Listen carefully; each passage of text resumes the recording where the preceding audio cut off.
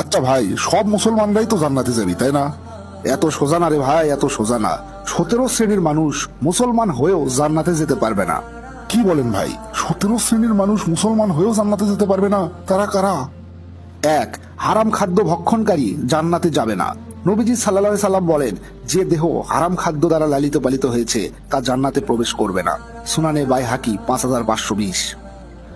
দুই, আত্মীয়তার সম্পর্ক ছিন্নকারী জান্নাতে যাবে না। নবীজি সাল্লাল্লাহু আলাইহি সাল্লাম বলেন, আত্মীয়তার সম্পর্ক ছিন্নকারী ব্যক্তি জান্নাতে প্রবেশ করবে না। সহিহ বুখারী 5525।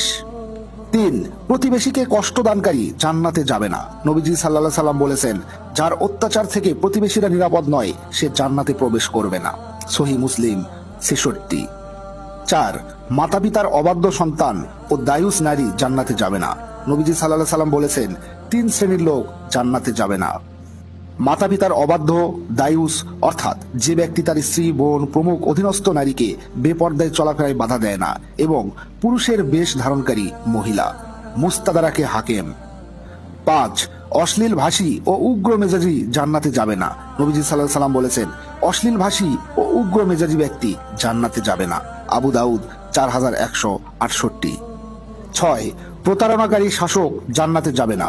নবীজি সাল্লাল্লাহু আলাইহি সাল্লাম বলেছেন, মুসলমানদের ওপর প্রতিনিধিত্বকারী শাসক যে সে তার অধীনস্থদের ধোঁকা দিয়েছে, সে যদি ওই অবস্থাতেই মারা যায় তাহলে আল্লাহ তাআলা তার জন্য জান্নাত হারাম করে দেবেন। সহিহ বুখারী 6618। 7, অন্যের সম্পদ আত্মসাৎকারী জান্নাতে যাবে না। নবীজি সাল্লাল্লাহু আলাইহি সাল্লাম বলেছেন, যে ব্যক্তি কসম করে কোনো মুসলমানের সম্পদ আত্মসাৎ করে আল্লাহ তাআলা তার জন্য জাহান্নাম ওয়াজিব করে দেন এবং জান্নাত হারাম করে দেন। সহিহ মুসলিম 196।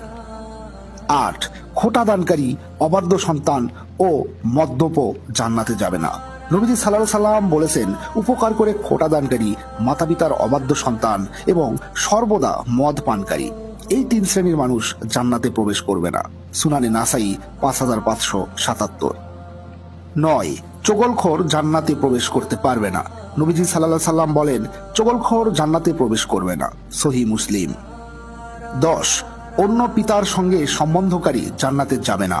নবীজি সাল্লাল্লাহু আলাইহি সাল্লাম বলেন, যে ব্যক্তি জেনে শুনে নিজেকে অন্য পিতার সঙ্গে সম্পর্কিত করে, অর্থাৎ নিজেকে অন্য পিতার সন্তান বলে পরিচয় দেয়, তার জন্য জান্নাত হারাম। সহিহ বুখারী 6269। 11, গর্ব এবং অহংকারকারী জান্নাতে যাবে না। নবীজি সাল্লাল্লাহু আলাইহি সাল্লাম বলেন, যার অন্তরে অনুপরিমাণ অহংকার রয়েছে সে জান্নাতে প্রবেশ করবে না। সহিহ মুসলিম 131। 12, রাসূলুল্লাহ সাল্লাল্লাহু আলাইহি সাল্লামের নাফরমান জান্নাতে যাবে না।